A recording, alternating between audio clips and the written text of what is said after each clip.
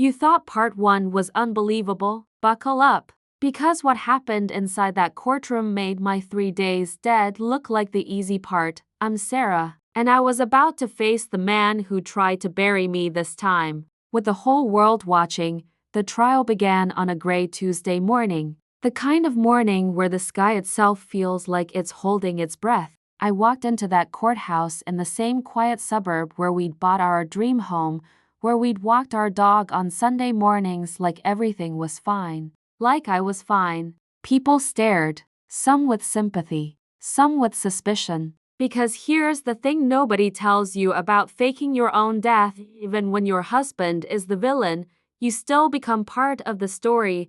Mark's defense team wasted no time. His lawyer, a silver-tongued man in a $3,000 suit, painted me as unstable, obsessive, a woman who'd staged an elaborate hoax and framed an innocent man out of paranoia. Ladies and gentlemen, he told the jury on day 1, voice smooth as silk, my client is the real victim here.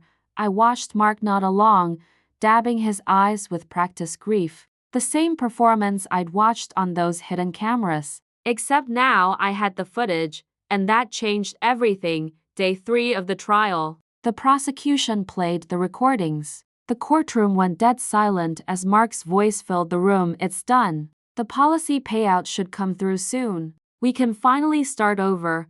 A woman in the jury box pressed her hand to her mouth. An older man shook his head slowly, like he couldn't believe what he was hearing. I kept my eyes fixed on Mark. I needed to see the moment the mask slipped. It didn't take long. His composure cracked just barely, just a flicker when they played the second recording. The one from day 2. Him and her, laughing in our bedroom, toasting with my wine. She never suspected a thing. His jaw tightened. His knuckles went white on the edge of the defendant's table. And his lawyer? That confident smirk vanished like smoke.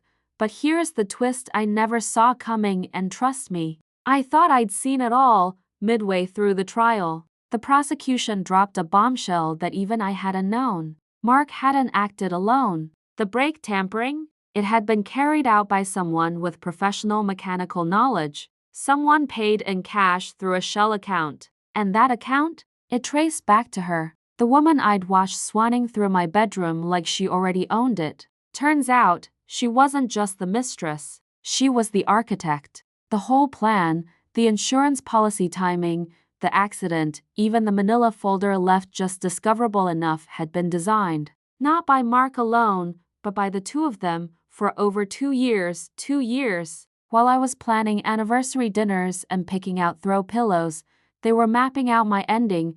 The courtroom erupted. The judge slammed her gavel. I gripped the edge of my seat and breathed. Just breathed. Her arrest came 3 days later, right as Mark took the stand in his own defense. A catastrophic decision his lawyer would later call publicly the worst choice of my career.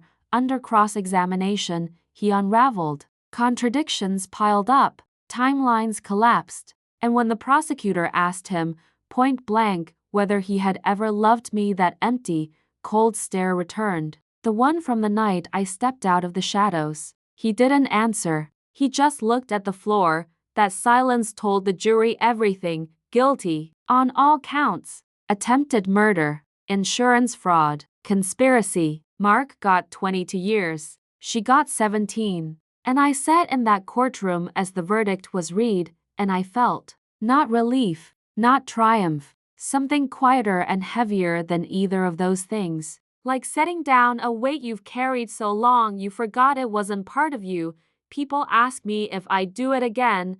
The 3 days, the cabin, the cameras. And honestly, I ask myself that too. Because the truth is, you shouldn't have to fake your own death to find out who someone really is. You shouldn't have to catch a monster in the act to be believed. The system almost failed me. The jury almost believed his story over mine. And I was one of the lucky ones.